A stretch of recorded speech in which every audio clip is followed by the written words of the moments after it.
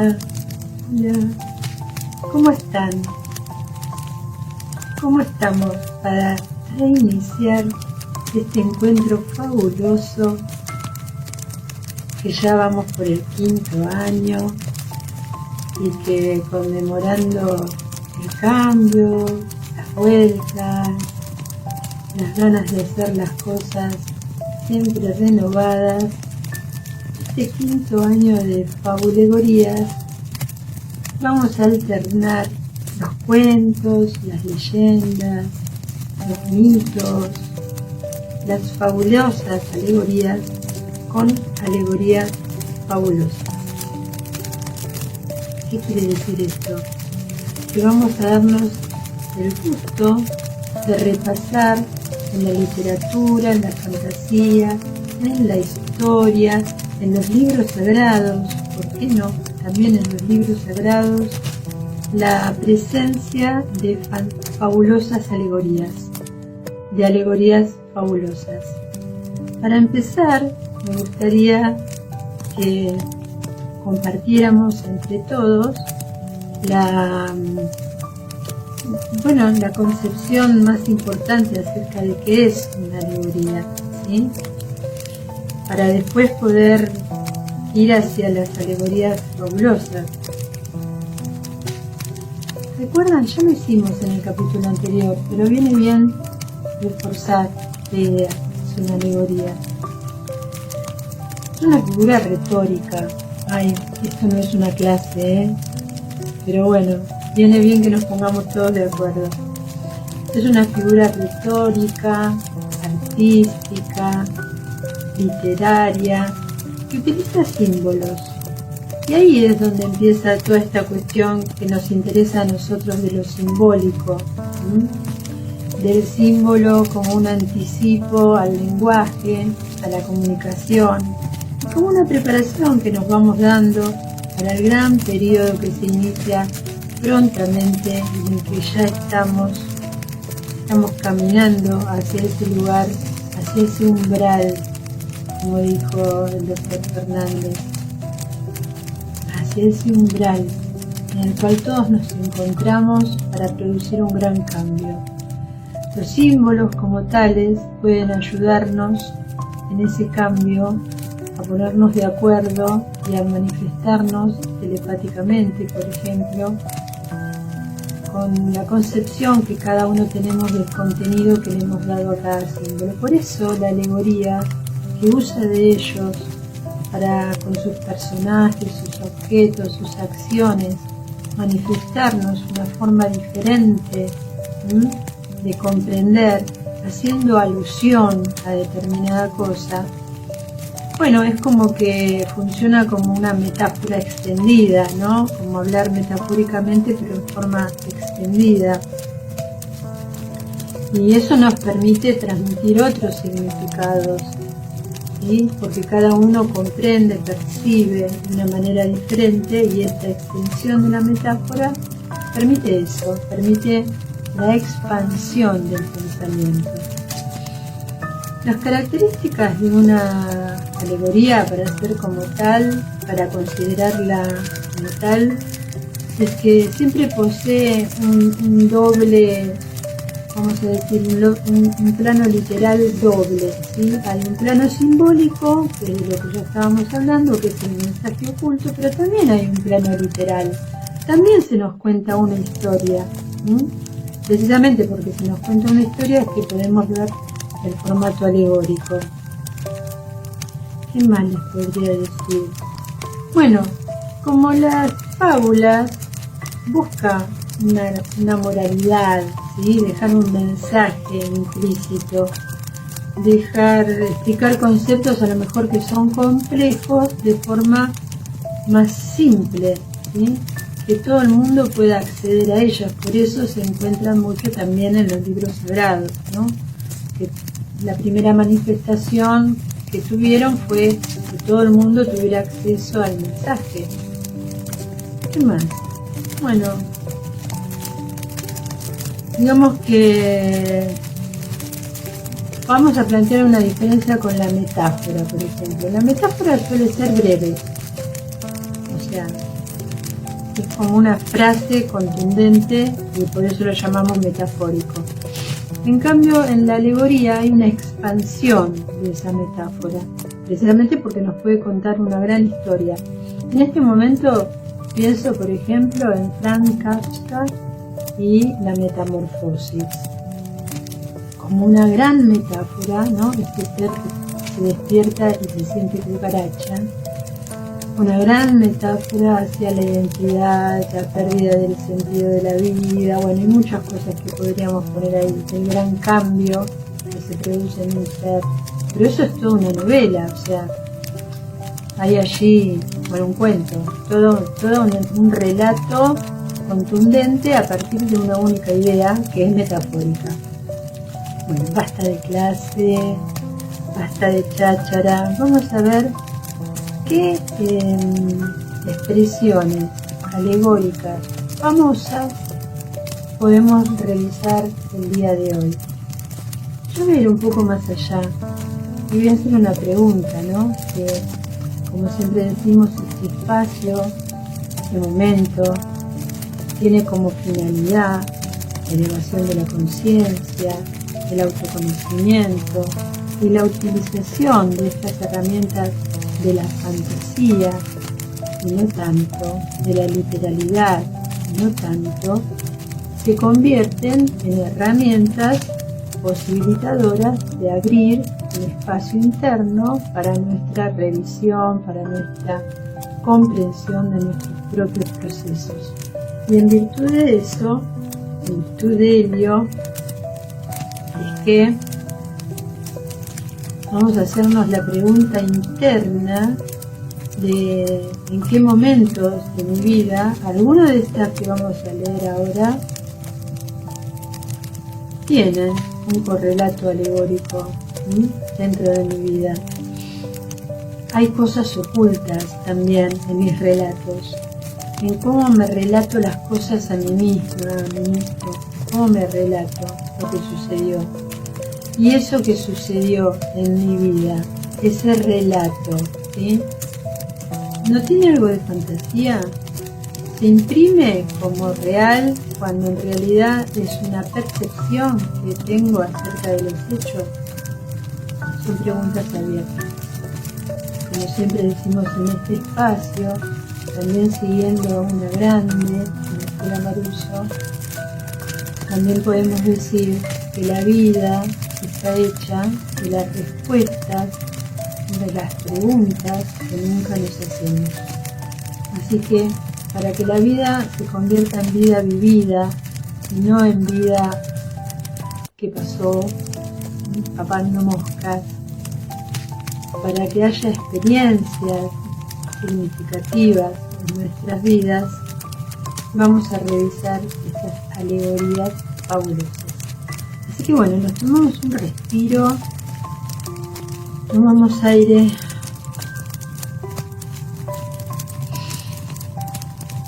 en forma natural, sin forzar. Yo elegí 3 en este caso, ¿sí? Porque bueno, como figura narrativa, como historia aparente, como el oculto significado moral o político o espiritual, la alegoría nos permite un recorrido por alguna de nuestras propias historias. Precisamente por eso resonamos con determinadas lecturas, ¿sí? En primer lugar, dediqué a la Divina Comedia de Dante Alighieri. Tengo acá un ejemplar tan pesado que no se los puedo mostrar, de tan denso que es. Dante Alighieri escribe esta alegoría entre los siglos XIII y XIV. La idea central es que es un viaje simbólico del alma, ¿sí?, hacia la salvación y la comprensión de Dios. Y atraviesa en ese viaje 3 momentos muy profundos, ¿sí? El infierno, estamos hablando de la evolución simbólica del alma, ¿sí?, el purgatorio y el paraíso. Magistralmente, el Dante lo hace en la búsqueda del amor, porque está buscando a su Beatrice, que se había perdido en esas escaladas entre mundo y mundo. Y los elementos más alegóricos es que cada uno de esos niveles, como dijimos, el infierno, el purgatorio, el paraíso, representa estados de la conciencia. Podemos decir que representa pruebas morales, grandes descubrimientos espirituales, porque la obra se entrelaza con la historia de la Iglesia y de la política de la época. Recordemos que estamos ingresando a este momento profundísimo, ¿sí? de Occidente. ¿Sí? Es el 480, ¿sí? Es la previa al Renacimiento. Y todo está cambiando y está modificándose y hay una terrible corrupción en la Iglesia y en el campo de lo político, y en forma alegórica el Dante Alighieri magistralmente elabora esta obra que nos llega hasta el día de hoy con una profundidad y un nivel simbólico invaluable. Como siempre decimos, son opiniones. Del siglo XIII-XIV vamos a saltar al siglo XVIII. También en Occidente, estamos hablando de Occidente. Al siglo XVIII. Cuando era chica tenía una colección de libros que eran muy famosos acá, que se llamaba la colección Robin Hood. Y eran cuentos magníficos, ilustrados. Bueno, tuve acceso a través de la biblioteca pública que visitaba siendo muy pequeña. Y la bibliotecaria, con mucho amor, me iba seleccionando uno a uno. Cuando me dio Los viajes de Gulliver, la tapa, la impresión que me causó, no voy a olvidar nunca la cara de ella porque me lo retiró. Dijo, no, mejor llévate Violeta. Pero no, yo quería Los viajes de Gulliver. Esa imagen de un gigante acostado, bueno, un hombre normal tal vez, pero visto por los liliputienses, ¿sí? Del reino de Lilliput, tan pequeñitos, ¿sí? Que lo habían capturado y lo tenían atado como con hilos de coser. Es tan impresionante esa imagen que no lo olvidé nunca. La idea central, bueno, los viajes de Gulliver, los viajes de Gulliver pertenecen a Jonathan Swift, en el año 1726. También tratemos de imaginarnos el mundo occidental en ese momento.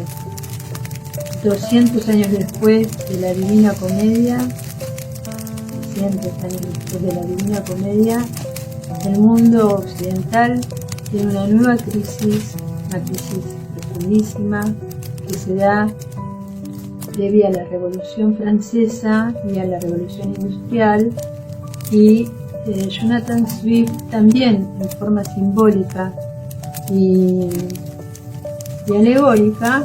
Esta historia funciona como un espejo crítico a la sociedad británica y a la condición humana en particular, no solo al campo de lo político y demás, la condición humana.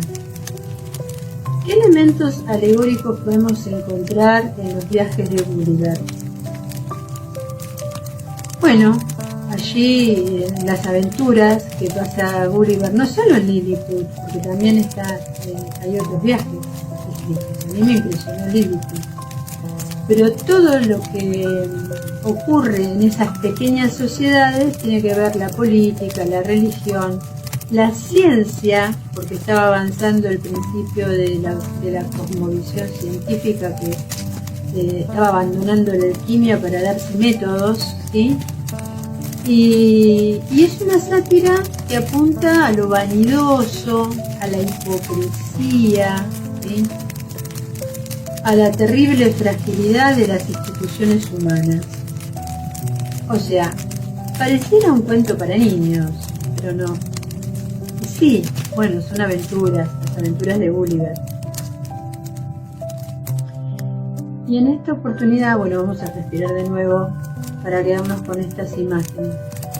Traje estas alegorías que hablan del campo de lo político, de lo social, de la moral, de la caída, en todo caso, de un paradigma, de un régimen, de un formato institucional, porque siento que precisamente es muy alegórico con los momentos cruciales que estamos viviendo en esta humanidad, en este momento.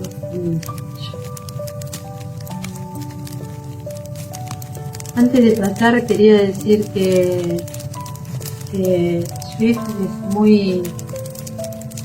es muy grato leerlo, porque las aventuras son aventuras, las historias que cuenta están muy bien armadas, ¿sí?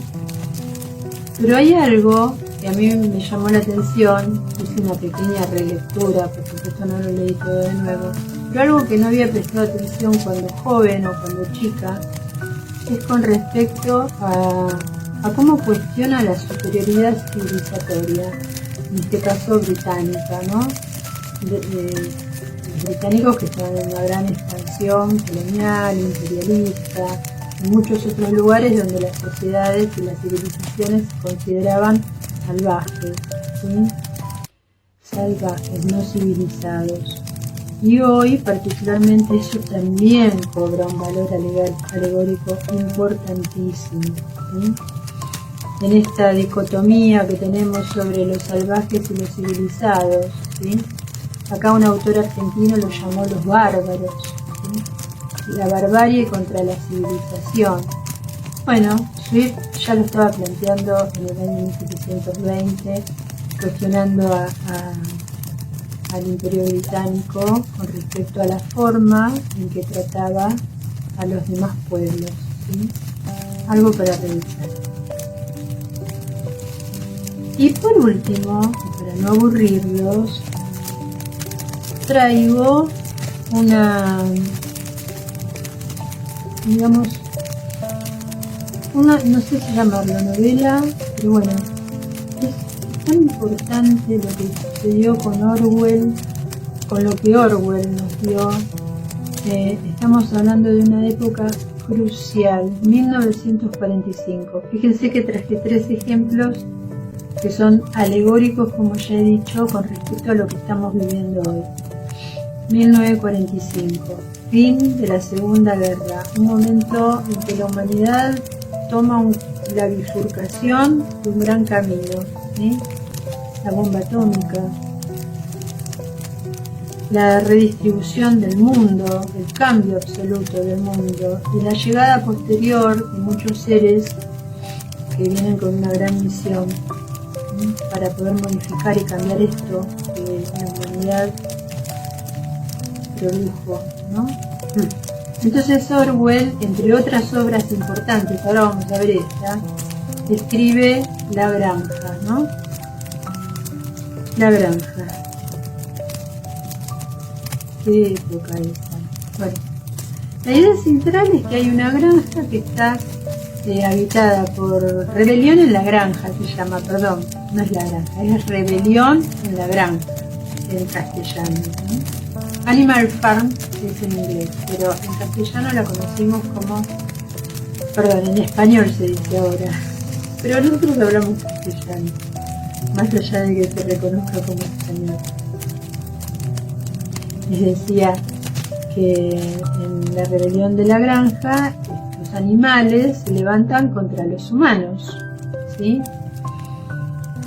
Y esto es como un espejo de lo que estaba sucediendo un tiempo antes de la Segunda Guerra con los totalitarismos, ¿sí? Y sobre todo con un espejo de la Revolución Rusa. Los animales se levantan contra los humanos, ¿sí? Recording in progress. Oh. Perdón. Y los elementos alegóricos son varios, ¿no? Los personajes, los eventos, asnos, cerdos. Un líder que traiciona, ¿sí? Representan figuras y procesos que se dan en la corrupción del poder, ¿sí? Esto estaba sucediendo entre los humanos. Y hay una crítica mordaz, profunda, a cómo las ideologías pueden generar tiranía, ¿sí? Y a la facilidad con que las masas pueden ser manipuladas por líderes carismáticos, ¿sí? Que de pronto las fascinan, ¿sí? Bueno,